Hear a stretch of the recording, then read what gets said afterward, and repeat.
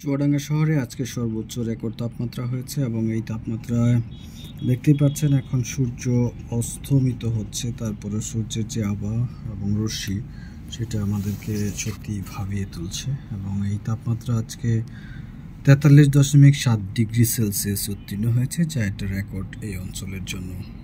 এবং এই অঞ্চলে যে পরিমাণ তাপমাত্রা হওয়ার কথা তার চেয়ে অনেক অনেক বেশি তাপমাত্রা হয়েছে এবছর।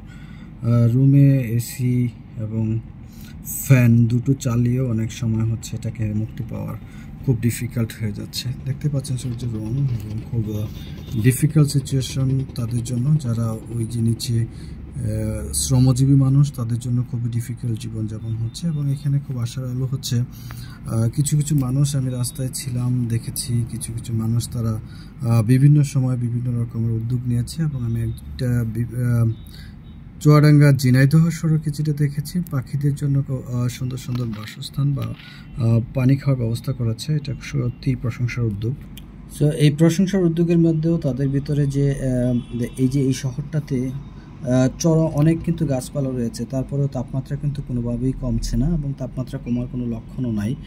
গত কিছুদিন যাবতই চুয়াডাঙ্গা শহরে সর্বোচ্চ তাপমাত্রা রেকর্ড করা হচ্ছে। এখন এটা আসলে কিসের জন্য হচ্ছে তা হয়তো বা বুঝতে পারবো না, কিন্তু আমার যতটুকু মনে হয় এই যে কার্বন নিঃসরণ আমরা করছি, ওই সামনে যে টাওয়ারটা দেখছেন এরকম টাওয়ার আছে এখানে অনেক, এবং সেটা স্বাভাবিক থাকাটাই স্বাভাবিক, না থাকাটা বরং অস্বাভাবিক। তারপরেও আমাদের যে আমাদের পরিবেশ এবং আমাদের বেঁচে থাকার জন্য যে ধরনের উপযোগ্যতা রয়েছে এই শহরটার জন্য, সেটা কিন্তু আপাতত ধীরে ধীরে কমে যাচ্ছে। চুয়াডাঙ্গা শহরে অনেক বড় বড় গাছ ছিল একটা সময়, এবং রোড নির্মাণের ফলে বিভিন্ন 4 লেনের রাস্তা হচ্ছে কন্টিনিউ, এবং এটার জন্য প্ল্যান নিয়মিত হচ্ছে। তারপরে কিন্তু এই গাছগুলো কেটে ফেলা হয়েছে। এবং আমি দেখেছি যে আপনি যশোর থেকে চুয়াডাঙ্গা এবং মেহেরপুর এই জায়গার রাস্তাগুলোর পরিবেশ কিন্তু এখন পর্যন্ত খুব বেশি যে ভালো তা না। অনেক বড় বড় গাছ আমি দেখেছি যেগুলো হচ্ছে কাটা হয়েছে। এই যে দেখতে পাচ্ছেন আপনারা চুয়াডাঙ্গা শহরের, এটা হচ্ছে মেইন শহরের যে অংশটা, সেখানে রাস্তায় রেল লাইন পার হয়ে কিছুটা সামনে আসলে রাস্তা দেখা যায়। এই যে শ্রমজীবী মানুষদের জন্য কিন্তু আজকের তাপমাত্রাটা অত্যন্ত খারাপ ছিল। আশা করব আগামী কিছুদিনের মধ্যে এই তাপমাত্রা কমে আসবে এবং আমাদের জন্য স্বস্তি, নগরবাসীর জন্য স্বস্তি নিয়ে আসবে। ধন্যবাদ সবাইকে।